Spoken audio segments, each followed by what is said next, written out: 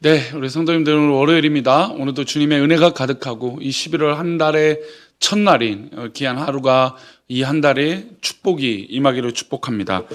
잠시 기도하시고 오늘의 말씀 나누겠습니다. 하나님 아버지, 오늘도 우리를 지키시고 11월 한 달을 살아가는 우리 성도들 복되고 강건하게 인도하여 주옵소서. 우리를 지키실 것을 믿고 감사하며 거룩하신 예수님의 이름으로 기도합니다. 아멘. 오늘의 말씀 디모데후서 4장 1절 말씀입니다. 제목은 지금부터라도 변화되자라고 하는 제목으로 말씀 나누겠습니다. 함께 읽겠습니다. 하나님 앞과 살아있는 자와 죽은 자를 심판하실 그리스도 예수 앞에서 그가 나타나실 것과 그의 나라를 두고 엄히 명하노니. 아멘. 사람이 살다 보면 소신이 필요합니다. 내가 살아가려고 하는 가치관, 내 소신, 나는 이것만큼은 어떻게든 잘하고 붙들고자 하는 그런 심리적 또 사고, 자신의 가치관, 이것을 소신이라고 말할 수 있습니다. 그래서 소신을 지키고 소신대로 행동하는 건 좋은 것입니다. 그리고 게다가 그 소신이 정말 많은 사람들에게 덕이 되고 도움이 되는 소신이라면, 그리고 가치 있는 소신이라면 아마 더 좋은 영향력을 나타낼 것입니다.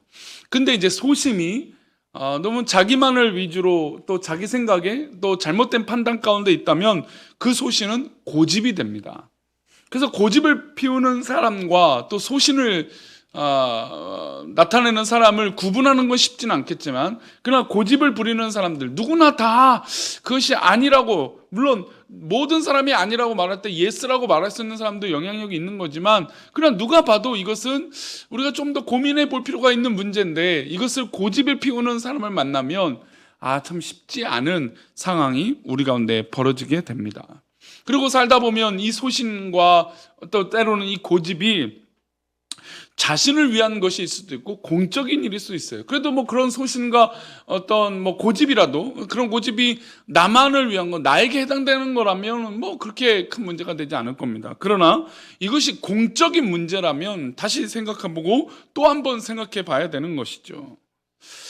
예를 들어서 우리나라 이 조선의 역사 가운데 임진왜란을 기억해 보면, 임진왜란을 자초한 선조들은 곳곳에서 전쟁의 위협이 있었다라고 다 알고 있었습니다. 그런데 그런 전쟁의 위협이 있음에도 불구하고 자기 생각, 즉 고집, 또 자신만을 위한 어떤 그런 생각, 그래서 일본을 향한 대비들을 하지 못하고 또 일본이 조선을 치지 못할 거라고 하는 방심, 자기 확신 속에 고집을 피우기 시작합니다. 결국 전쟁이 일어났을 때 어떻게 됐습니까? 정말로 참혹한 어려움을 겪게 되죠. 그리고 또 그것이 반면 거울이 돼서 바른 행동하고 좋은 행동을 해야 되는데 그렇지 못한 것이죠. 그래서 또 한 번 실수를 범합니다. 이순신을 해임하고 그 자리에 누구를 세우냐면 원균을 세우게 돼요. 결국 그가 내린 모든 결정은 자신의 사사로운 자존심, 자신만을 위한 이익, 그것이 결국은 자신만의 이익이 어느 것을 해치게 됩니까? 공동체의 이익을 해치게 되고 국가의, 나라의 위대한 이 업을 망가뜨리는 그런 결정들을 하게 되는 것입니다. 그래서 이것은 소신이 아니라 무엇일까요? 고집이죠, 고집.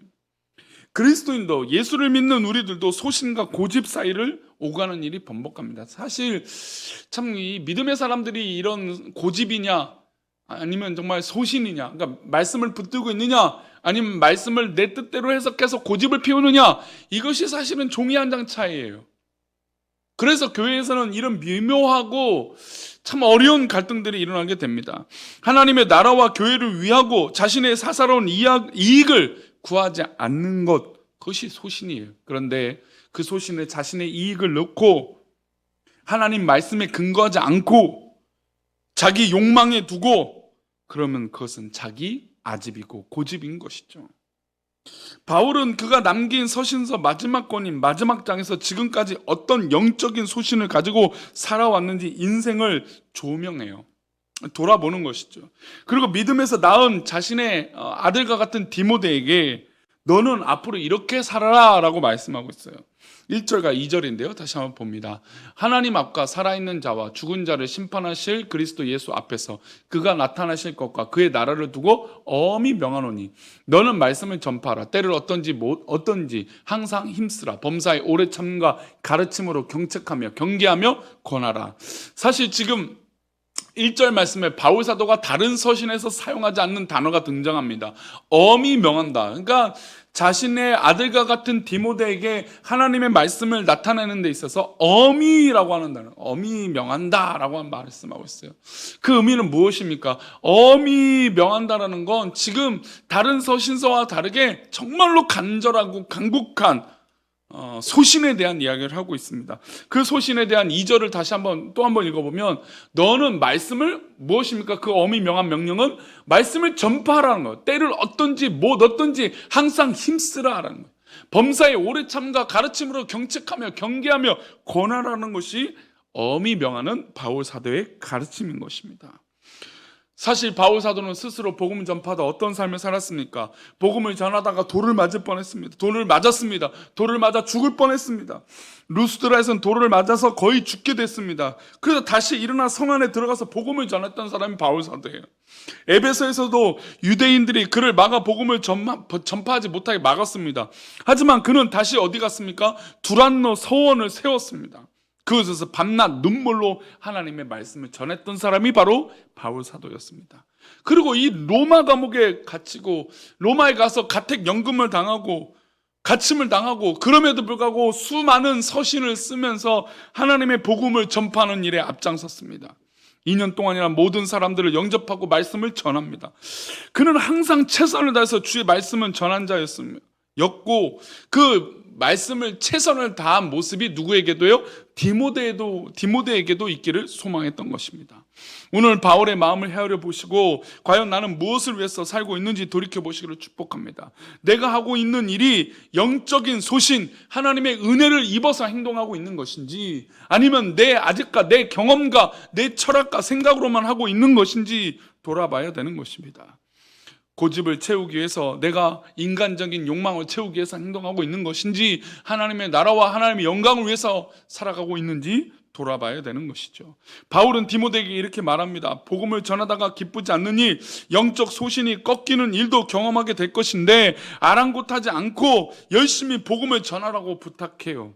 3절과 4절 말씀입니다. 읽어봅니다. 때가 이르르니 사람이 바른 교훈을 받지 아니하며 기가 가리워서 자기의 사욕을 따를 스승을 많이 두고 또 그 길을 진리에서 돌이켜 허탄한 이야기를 따르리라. 우리가 삶을 살아가면서 변화되어야 될 것이 있다면 바로 이런 부분이에요. 바른 교훈을 받지 않고 내가 듣고자 하는 스승들, 내가 듣고자 하는 이야기들. 근데 요즘은 유튜브가 그런 역할을 하죠. 내가 보고 싶은 이야기들만 듣는 거예요. 그럼 사람은 어떻게 방향이 잡히냐면 내가 좋아하고 관심 있는 그 부분만 사로잡히게 돼요. 물론 내가 그 분야에서 전문가가 되는 것은 좋은 의미이지만 편협해질 수 있고 고집스러울 수 있고 자기 아집에 사로잡힐 수 있다는 겁니다. 그래서 그 길을 진리에서 어떻게 됩니까? 그러지 않으니까 돌이키게 되는 거예요. 인간적인 욕망에, 인간적인 체험과 인간적인 바람에 사로잡혀 있으니까 그 기가 하나님이 기뻐하시는 그 진리 가운데 있지 않게 된다는 겁니다. 허탄한 이야기를 따르고 허탄한 인간적인 그 소식에서 우리들 마음이 흐트러지는 것이죠.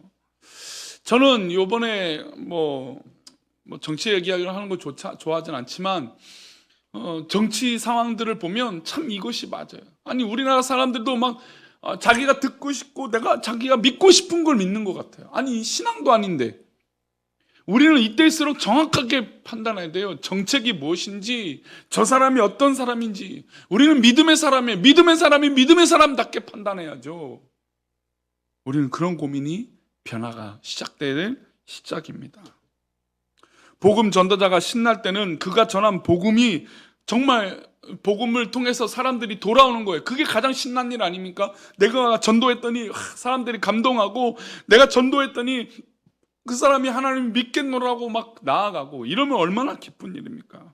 목회자가 힘이 빠질 때는 하나님의 뜻을 붙들고 기도하고 나아가는데 아무 반응이 없는 거예요. 저에게 우리 성도들이 가장 기쁜 것은 말씀을 듣고 은혜 받았다면 그 은혜 받은 것을 내 삶 가운데 드러내는 일이에요. 그 길이 올바른 길이고 하나님께서 원하시는 길이라면 우리는 최선을 다해서 나의 생각과 나의 중심의 판단이 중요하지 않는 것입니다. 바울은 이렇게 말합니다. 5절 말씀입니다. 읽어봅니다. 그러나 너는 모든 일에 신중하여 고난을 받으며 전도자의 일을 하며 내 직무를 다하라.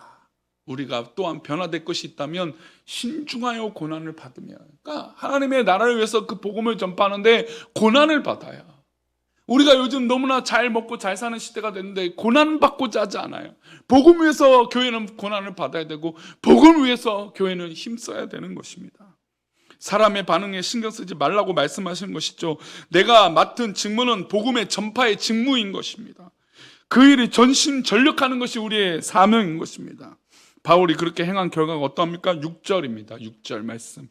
6절부터 9절 말씀, 8절 말씀인데요. 3절의 말씀 함께 읽겠습니다. 전제와 같이 내가 벌써 부어지고 나의 떠날 시각이 가까웠도다. 나는 선한 싸움을 싸우고 나의 달려갈 길을 마치고 믿음을 지켰으니 이제 후로는 나를 위하여 의의 면류관이 예비되었으므로 주 곧 의로우신 재판장이 그날에 내게 주실 것이며 내게만 아니라 주의 나타나심을 사모하는 모든 자에게 두니라. 이제 후로는 나를 위하여 의의 면류관이 예비됐어요. 그래서 우리는 뭡니까? 선한 싸움을 싸우고 나의 달려갈 길을 달려가는 것입니다. 사랑하는 우리 교회 성도는 우리의 삶의 변화는 선한 싸움을 위해서 달려가는 것입니다. 성도님들의 자신의 욕망과 체험을 위해서 달려가는 것이 아니라 하나님 기뻐하시는 것을, 그 복음을 위해서 우리는 달려가는 겁니다. 우리의 변화의 시작은 바로 여기에 있습니다. 세상 떠나기 직전에 후회되는 인생이 얼마나 많습니까? 그렇게 살지 말걸, 그렇게 하지 말걸. 근데 우리는 믿음의 사람이에요. 그렇게 행동하지 말걸. 하나님께서 주신 그 사명, 하나님께서 주신 그 축복을 기억하며 오늘도 하나님의 말씀의 기준을 삼고 그 소신으로, 그 기준으로 복음을 전파하여 하나님의 놀라운 영향력을 나타내는 변화된 우리가 되기를 축복합니다. 이게 변화된 삶이에요. 세상 사람들은 자신의 생각, 자신의 철학, 자신의 고집대로 살지만 우리는 하나님 뜻대로 살아가는 백성들인 줄 믿습니다. 그것이 우리의 변화의 시작이고 그것이 우리의 능력이고 그것이 우리의 힘인 줄 믿습니다. 오늘도 그렇게 하나님의 말씀으로 능력으로 살아가는 우리 모두가 되시기를 축복합니다. 기도합니다. 하나님 아버지, 우리가 주의 은혜로 주의 능력으로 살아가기에 부족함이 없도록 하나님 인도하여 주시고 우리 모두가 주의 영광 가운데 살아가는 기쁨이 있게 하여 주옵소서. 우리를 지키시고 인도하여 주실 것을 믿사오며 거룩하신 예수 그리스도 이름으로 기도합니다. 아멘.